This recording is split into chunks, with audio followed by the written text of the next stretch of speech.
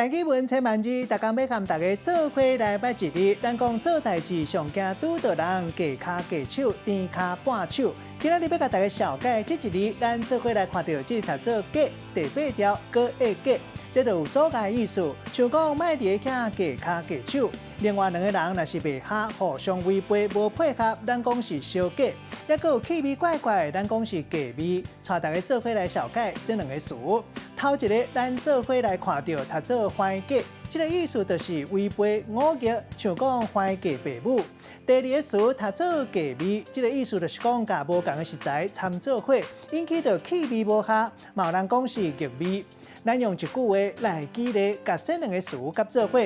譬如讲，这间卤肉饭的豆店已经传承第3代，上少年辈无要食坏假爸母，想要家己创业去卖改良式的肉色料理，时大反对，认为食起来气味足假味。今仔日小解这一日读做假，提供给观众朋友来参考。